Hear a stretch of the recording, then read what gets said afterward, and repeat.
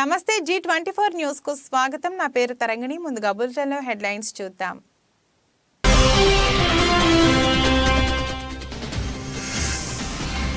Japan లో 155 సార్లు కంపించిన భూమి, 8 మంది మృతి.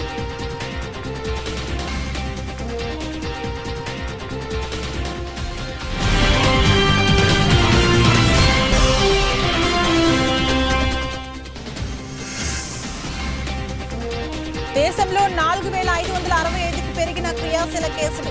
కొత్తగా 573 మందికి కోవిడ్ పాజిటివ్.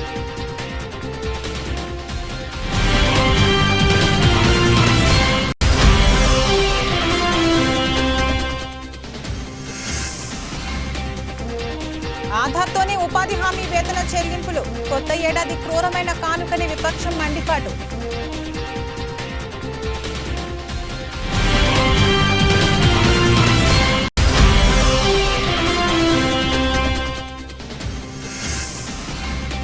జనసేన పార్టీ వీర మహిళలు ఆగ్రహం. విశాఖలోని జీవీఎంసీ గాంధీ పార్క్ వద్ద నల్ల దుస్తులతో నిరసన.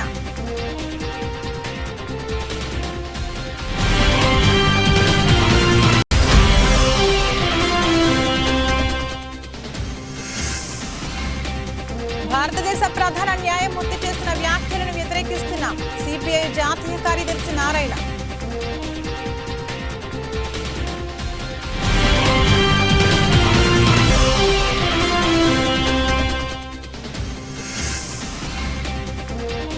ఆదిలాబాద్ పట్టణంలో ట్రాఫిక్ సమస్యతో ప్రజలు తీవ్ర ఇబ్బందులు. సమస్యను పరిష్కరించడానికి తన వంతు కృషి చేస్తా ఎమ్మెల్యే పాయల్ శంకర్.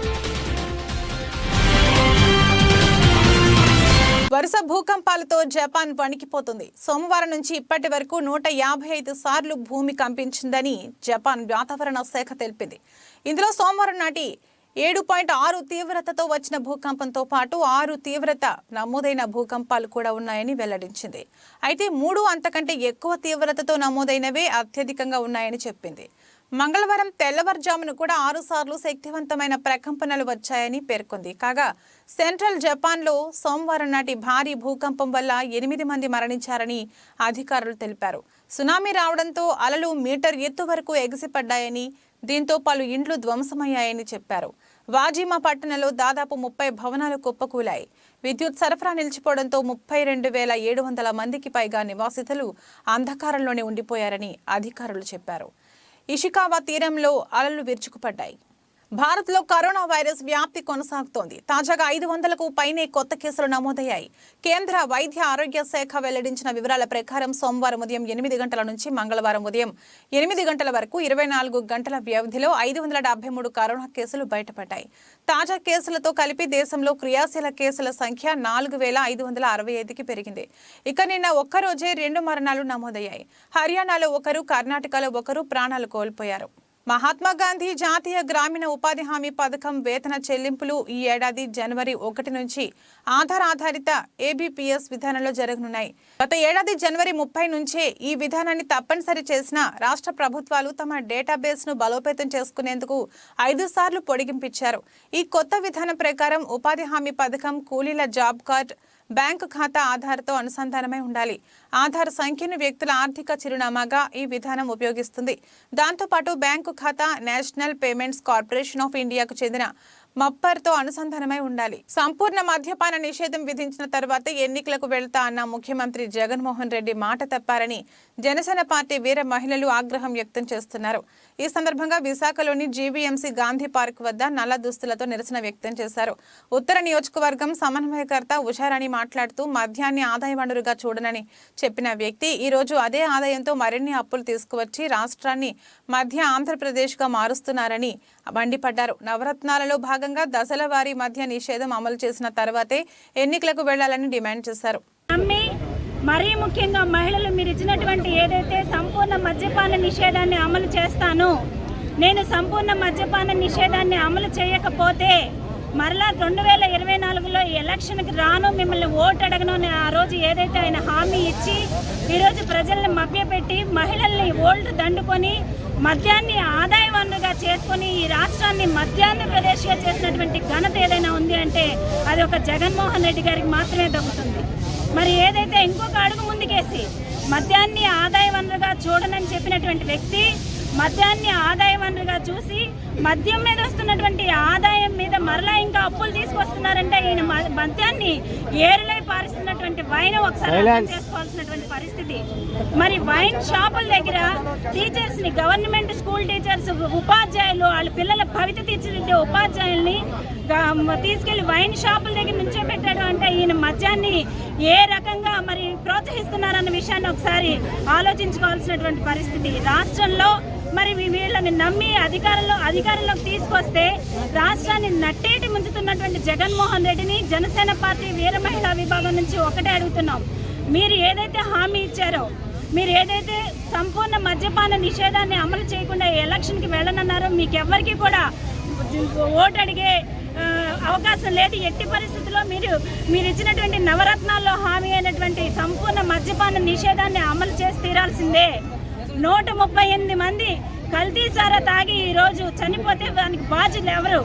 ఓ పక్కన మరి కనీసం క్వాలిటీ కూడా మెయింటైన్ చేయకుండా ప్రభుత్వమే ఇంకా మద్యం షాపులు మెయింటైన్ చేసే విధంగా ఈరోజు ఒక కిళ్ళి కొట్టుకెళ్తే, ఒక కిళ్ళి కొనుక్కుంటే ఆన్లైన్లో డిజిటల్ పేమెంట్ చేయొచ్చు, కానీ మద్యానికి మాత్రం డబ్బులు మాత్రమే తీసుకున్నారు. మీరు తీసుకున్నటువంటి డబ్బులు తాడేపల్లి ప్యాలెస్కి పంపించి మరి ఏ రకంగా పక్కదారులు పట్టిస్తున్నారు అని జనసేన పార్టీ తరఫున అడుగుతున్నాం.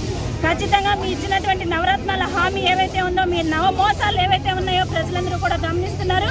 మీరు ఇచ్చినటువంటి హామీని నెరవేర్చిన తర్వాత మాత్రమే ఎలక్షన్స్కి వెళ్లాలని జనసేన పార్టీ తరఫున డిమాండ్ చేస్తున్నారు. రాష్ట్రంలో ఆందోళనలు కొనసాగిస్తున్న అంగన్వాడీ, మున్సిపల్ కార్మికుల సమస్యలను పరిష్కరించాలంటూ విశాఖలో అఖిలపక్ష కార్మికులు, ప్రజా సంఘాలు నిరసనకు దిగాయి.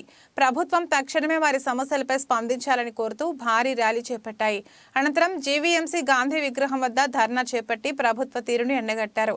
పనికి తగ్గ జీతాలు అందించాలని కోరుతున్న అంగన్వాడీల విషయంలో ప్రభుత్వం నిర్లక్ష్యంగా వ్యవహరిస్తోందని ప్రజా సంఘం నేత జగ్గు నాయుడు మండిపడ్డారు. మున్సిపల్ కార్మికుల సమస్యలను కూడా పరిష్కరించాలని సీఎం జగన్ వీరి సమస్యలపై తక్షణం స్పందించాలని ఈ సందర్భంగా ఆయన డిమాండ్ చేశారు. అంగన్వాడీ కార్మికులు, మున్సిపల్ కార్మికులు, సర్వ శిక్షణ అభియాన్ కార్మికులు సమ్మె పోరాటం చేస్తున్నారు. కార్మికుల మీద జగన్మోహన్ రెడ్డి ప్రభుత్వం నిర్బంధం ఆపి వీరి యూనియన్ ప్రజలతో వెంటనే చర్చలు జరిపి సమస్యలు వెంటనే పరిష్కారం చేయాలని చెప్పని డిమాండ్ చేస్తూ విశాఖ జిల్లాలో ఈరోజు అఖిలపక్ష కార్మిక సంఘాలు, ప్రజా సంఘాల ఆధ్వర్యంలో సరస్వతి పార్క్ నుండి జీవీఎంసీ అంగన్వాడీ శిబిరం వరకు ప్రదర్శన జరిగింది. జగన్మోహన్ రెడ్డి గారు ఎన్నికల్లో పాదయాత్రలు అంగన్వాడీ చెల్లెమ్మల అత్తమ్మలు, నా సోదరులను నాకు అధికారం ఇవ్వండి, మేము సుప్రీంకోర్టు గైడ్లైన్స్ ప్రకారంగా గ్రాడ్యుయేట్ చెల్లిస్తాను, కనీస వేతనం 20,000 రూపాయలు ఇస్తాను, ఎవరు కార్మికులుగా గుర్తిస్తానని చెప్పని ఎన్నికల్లో హామీ ఇచ్చాడు ఆయన. ఆ అధికారం అయిపోతా ఉంది, ఆ హామీ అమలు చేయలేదు. అందుకని కార్మికులు గత 19 రోజులు సమ్మె చేస్తున్నారు.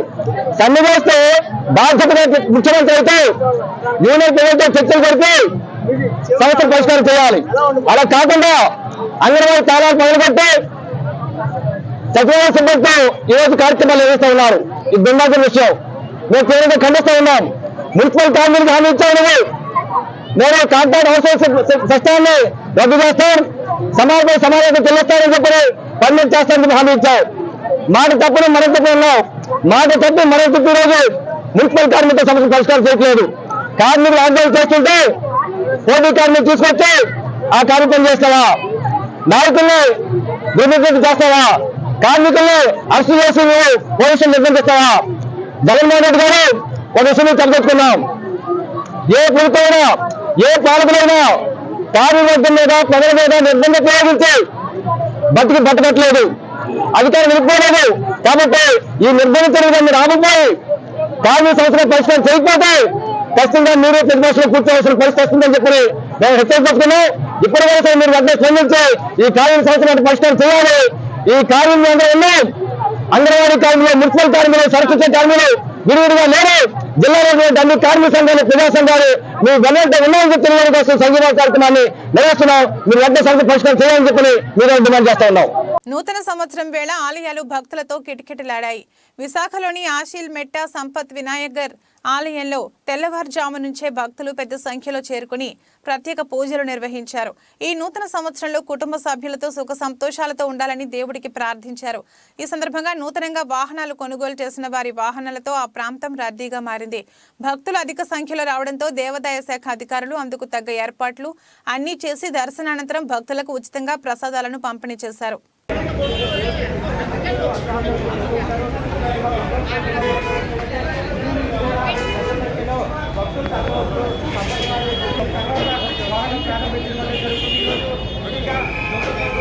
అనేక మంది నగర వాసులు తమ కొత్త వాహనాలు కొనుగోలు చేసుకొని ఏదైతే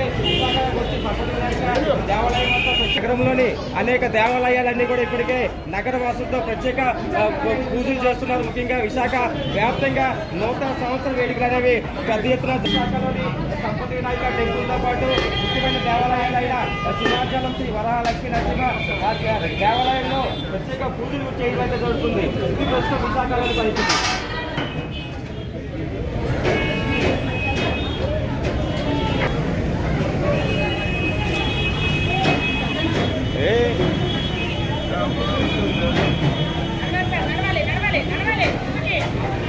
భారతదేశ ప్రధాన న్యాయమూర్తి చేసిన వ్యాఖ్యలను వ్యతిరేకిస్తున్నామని సిపిఐ జాతీయ కార్యదర్శి నారాయణ అన్నారు. భారత ప్రధాన న్యాయమూర్తి గారు నిన్న ఒక ప్రకటన చేశారు.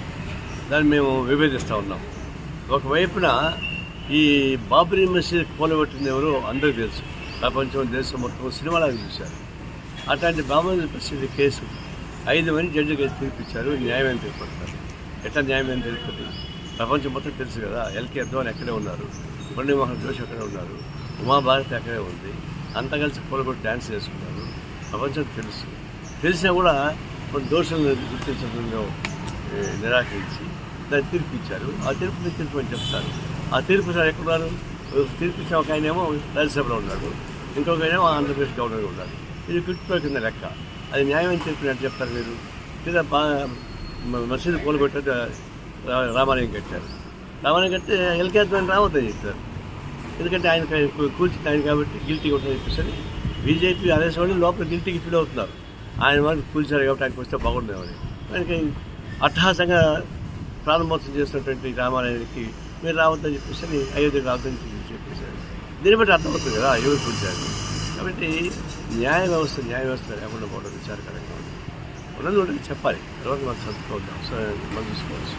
అంటే ఇది భారత న్యాయమూర్తి అభిప్రాయాన్ని మేము విభేదిస్తాం. హన్మకొండ జిల్లా వరంగల్ మున్సిపాలిటీ పరిధిలోని 56 డివిజన్ల డిసెంబర్ 31వ తారీఖు ఆదివారం రోజున వర్ధనపేట శాసనసభ్యుడిగా ఘన విజయం సాధించి మొట్టమొదటిసారిగా 56వ డివిజన్ గోపాలపురం కేజీ ఫంక్షన్ హాల్లో కొంక హరిబాబు నిర్వహించిన ఆత్మీయ సన్మాన కార్యక్రమానికి హాజరైన వర్ధనపేట నియోజకవర్గ శాసనసభ్యులు కెఆర్ నాగరాజు అనంతరం మాట్లాడుతూ, నన్ను అత్యధిక మెజార్టీతో గెలిపించడంలో మీ పాత్ర కూడా ఉండడం చాలా అభినందనీయమని, ఈ డివిజన్లో చాలా మంది ఉద్యోగస్తులు ఉండడం నా గెలుపు సహకరించి నన్ను ఆదరించినందుకు ప్రతి ఒక్కరికి పేరు పేరున కృతజ్ఞతలని తెలియజేస్తూ మీకు ఎల్లవేళలా అందుబాటులో ఉంటా. నేనే ఉదయాన్నే గుడ్ మార్నింగ్ ఎమ్మెల్యే ప్రోగ్రాంతో మీ కాలనీలకు వచ్చి మీ సమస్యలన్నీ పరిష్కరిస్తానని వారికి తెలియజేయడం జరిగింది. ఈ కార్యక్రమంలో 56వ డివిజన్ కాంగ్రెస్ నాయకులు కొంగ హరిబాబు, సీనియర్ నాయకులు, డివిజన్ స్థాయి నాయకులు, మహిళా నాయకులు, యువకులు, వివిధ అనుబంధ సంఘాల నాయకులు పాటు తదితరులు పాల్గొన్నారు. ఏ సమస్య ఉందో మీరు ఫోన్ లో చెప్తే, ఎందుకంటే ఇలా మీటింగ్ ఉన్నప్పుడు నేను ఫోన్ ఎత్తకుంటే అదొక రాంగ్ మెసేజ్ పోతుంది. ఎమ్మెల్యే ఫోన్ ఎత్తలేడు, తెలిసినట్టు ఇట్లున్నాడు, డెవలప్మెంట్ చేస్తున్నాడు అనేది అదొక మెసేజ్ పోతుంది. అని రైల్వే ఎమ్మెల్యే అనేది ఒకటి పెడుతున్నా, అది ఫ్రీ కాల్ ఉంటుంది, మీకు డబ్బులు కూడా కట్ కావు. దానికి మీరు కాల్ చేయొచ్చు, మీ సమస్యలు కూడా చెప్పచ్చు. నాకు స్పోర్ట్స్ ఉంది, దాంట్లో ఆసక్తి ఉంది కాబట్టి నేను ఉదయాన్నే లేపుతాను. వచ్చింది 6 గంటలకు వచ్చి లేపి నీతో నాతో అందరికి కలిపి కాలనీ ఈవెన్ ఆఫీసర్లు కూడా తీసుకొని వస్తాను. 6 గంటలకు రావాలని చెప్తాను. కాలనీ సమస్యలు ఏమున్నా కూడా తప్పనిసరిగా అప్పుడు కూడా మాటించిన, ఇప్పుడు కూడా చెప్తున్నా, నా వంతు కృషి తప్పనిసరిగా కాలనీలో ఏం కావాలో, ఏం నీడ్స్ ఉన్నాయో తప్పనిసరిగా వాటిని అటెండ్ అయ్యే బాధ్యత తీసుకుంటా. మేము అందరినీ మేల్కొల్పి ఆ కాలనీల సమస్యలను ఆ పైన ఇంకా ఎస్సీ ఎస్టీ సబ్ ప్లాన్ అన్నారు, ఇంకా తీసుకొస్తే అది కూడా కొట్లాడే విధంగా, కొట్లాడి తీసుకొచ్చే విధంగా చాలా మంది 10 ఏళ్ల నుండి బడుగు బలైన వర్గాలు మన యొక్క దళిత సోదరులు సోదరిమణులంతా ఇల్లు లేక చాలా మంది ఇబ్బంది పడుతున్నారు. ఇల్లు తెచ్చే విధంగా తర్వాత ఏ దాంట్లో డౌన్ టు ఎత్తుపోతా మీకోసం డౌన్ టు ఎత్తుపోయి ఇల్లు కూడా తీసుకురావడానికి అలాగే నిధులు తీసుకురావడానికి నేను ప్రయత్నం చేస్తా. గోపాలపూర్ చెరువును ఆల్రెడీ నేను ఐబీ అధికారులను పిలిచి మాట్లాడడం జరిగింది. ఐబీ అధికారులతో మాట్లాడి కలెక్టర్ గారికి స్ట్రిక్ట్ గా ఇన్స్ట్రక్షన్స్ ఇస్తున్నాను. నా తమ్ముడు మా అన్నను నా కొడుకు కానీ ఇలాంటి పని చేసినప్పుడు ఎవరిని కూడా ఉపేక్షించద్దాను. ఏదైతే చెరువు ఆక్రమించిందో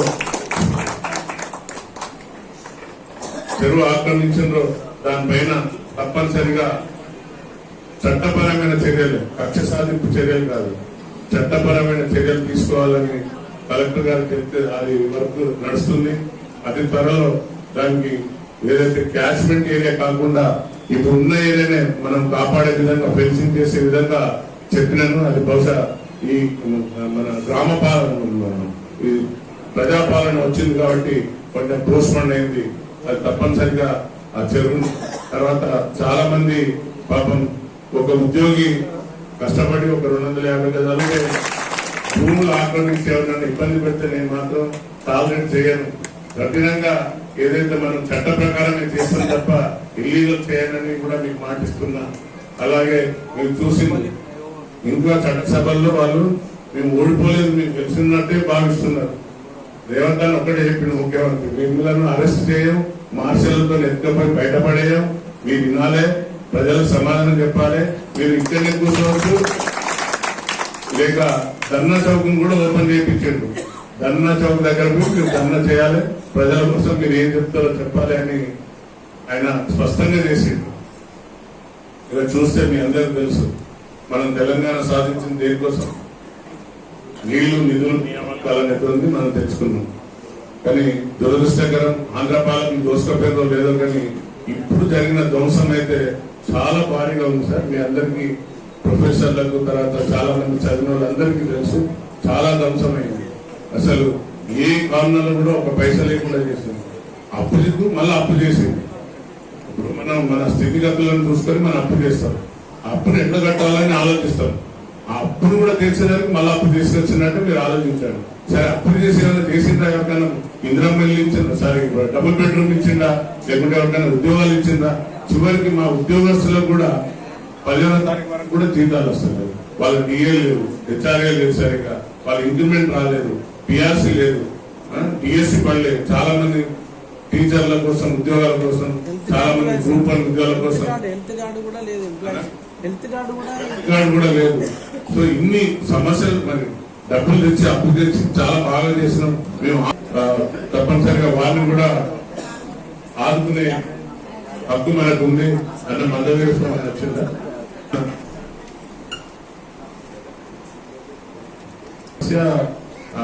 ఏది పర్యావరణం ఏమంటారు, సమాధుల తోట కావాలి. తర్వాత ఏదైతే కాలనీ పిలుస్తారు, కాలనీ కమిటీ పెద్దలు ఎవరైతే వచ్చిందో వాళ్ళ సార్కి ఒకసారి కలిసి పుష్పగుచ్చ పెట్టి సన్మానం చేయవలసిందిగా కోరుతున్నాను. మొదటగా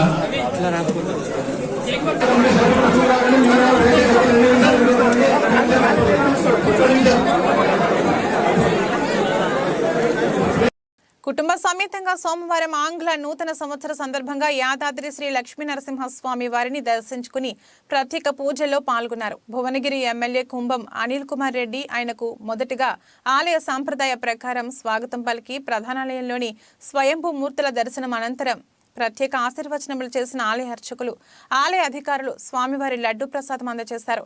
అనంతరం మీడియాతో మాట్లాడుతూ నూతన సంవత్సరం సందర్భంగా స్వామివారిని మిత్రులు, కాంగ్రెస్ నాయకులతో కలిసి దర్శించుకుని యాదాద్రి భువనగిరి జిల్లా ప్రజలు సుఖ సంతోషాలతో ఉండాలని, స్వామివారి ఆశీస్సులు అందరిపై ఉండాలని కోరుకున్నట్లు తెలిపారు.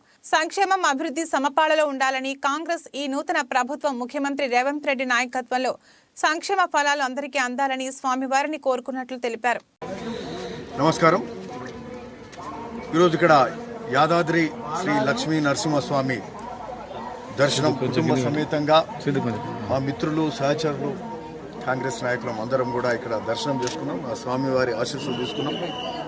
ఈ నూతన సంవత్సరం అంతా అందరూ యాదాద్రి భువనగిరి జిల్లా మొత్తం భువనగిరి నియోజకవర్గ ప్రజలు అందరం కూడా సుఖ సంతోషాలతోటి ఉండాలి, ఆ స్వామివారి ఆశీస్సులు మెండుగా ఉండాలని కోరుకుంటూ అన్ని వర్గాల ప్రజలకు మరి అందరూ బాగుండాలి, సుఖ సంతోషాలతో ఉండాలి.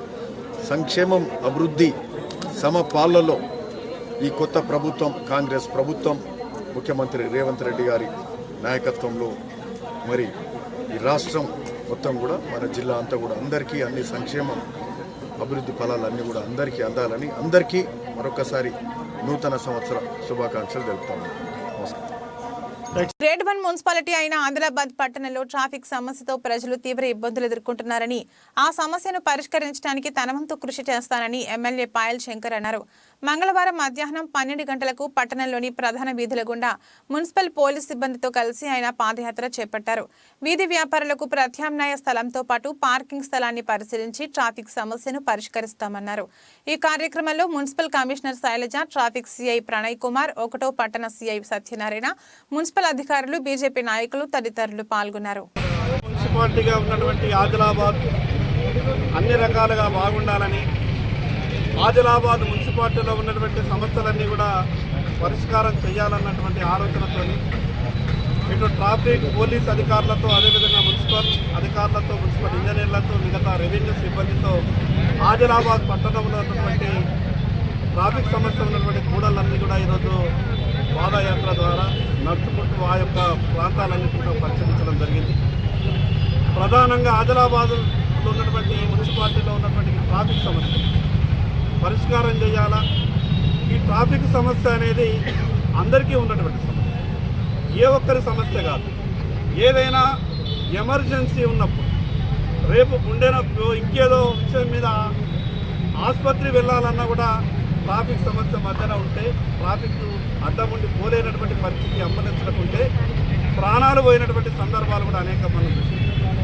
అందుకే ఇక్కడ ఉన్నటువంటి ట్రాఫిక్ సమస్యను నియంత్రించాలని, అదేవిధంగా ఎవరైతే రోడ్ల మీద చిరు వ్యాపారస్తులు ఉన్నారో వాళ్ళకు కూడా ప్రత్యామ్నాయం ఏ రకంగా చేస్తే బాగుంటుందో అని అధికారులందరితోనే ఒక తొందరలో ఒక సమావేశం ఏర్పాటు చేసుకొని ఆ రకంగా ఉన్నటువంటి వీధి వ్యాపారస్తులు ఎందరున్నారు వాళ్ళకు ప్రత్యామ్నాయ ఏర్పాట్లు ఏం చేస్తే బాగుంటుంది, ఆదిలాబాద్ మున్సిపాలిటీలో ఉన్నటువంటి ప్రభుత్వ స్థలాలు ఆధీనంలో ఎన్ని ఉన్నాయి, వాటిని పార్కింగ్ కొరకు ఏ రకంగా ఉపయోగించగలుగుతాం, ఇవన్నింటినీ కూడా అధికారులతో, అదేవిధంగా మున్సిపల్ సమావేశంలో కూడా త్వరలోనే ఒక ప్రత్యేకమైనటువంటి సమావేశాన్ని ఏర్పాటు చేసి ఆ యొక్క సమావేశంలో కూడా చర్చించే విధంగా ప్రయత్నం చేస్తాం. నూతన సంవత్సరానికి రూపాయి నష్టాలతోనే స్వాగతం పలికింది. ఫారెక్స్ మార్కెట్లో డాలర్తో పోల్చితే రూపీ మారకం విలువ సోమవారం మరో 5 పైసలు క్షీణించింది.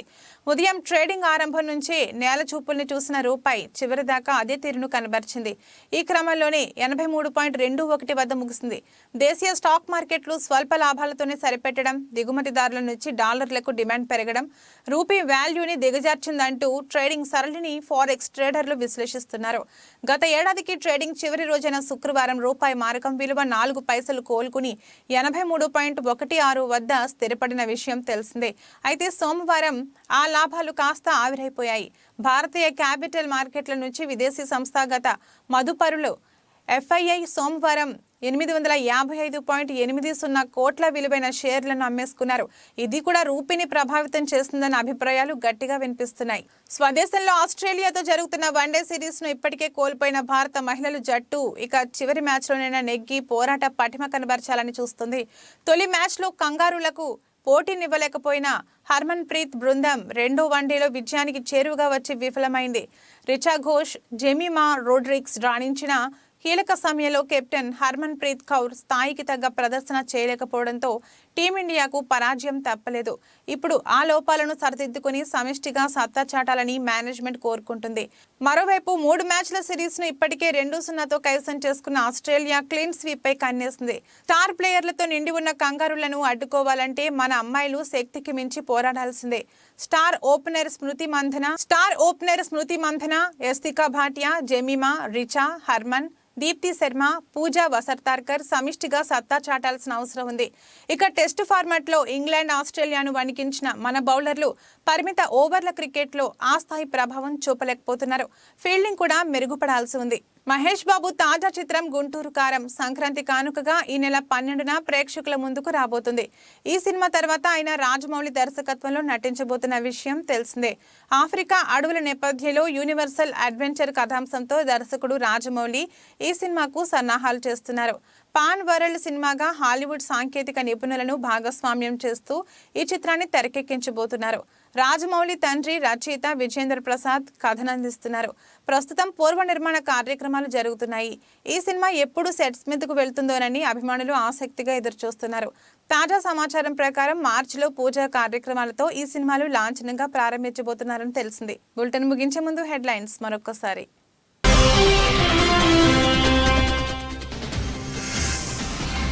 జపాన్లో 155 సార్లు కంపించిన భూమి, 8 మంది మృతి.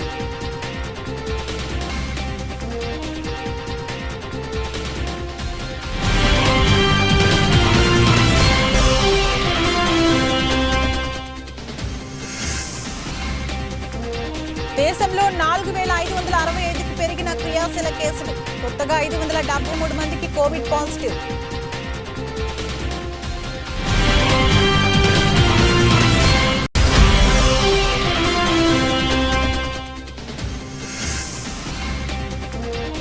ఆధార్తోనే ఉపాధి హామీ వేతన చెల్లింపులు. కొత్త ఏడాది క్రూరమైన కానుకని విపక్షం మండిపాటు.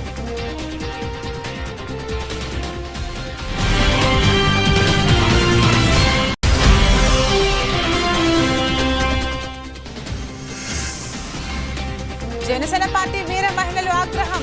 విశాఖలోని జీవీఎంసీ గాంధీ పార్క్ వద్ద నల్ల దుస్తులతో నిరసన.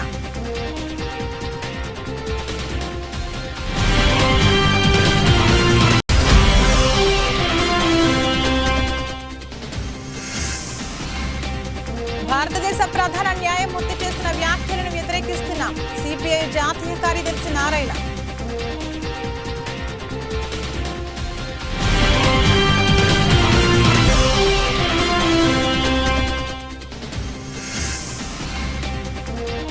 ఆదిలాబాద్ పట్టణంలో ట్రాఫిక్ సమస్యతో ప్రజలు తీవ్ర ఇబ్బందులు. సమస్యను పరిష్కరించడానికి తన వంతు కృషి చేస్తా ఎమ్మెల్యే పాయల్ శంకర్.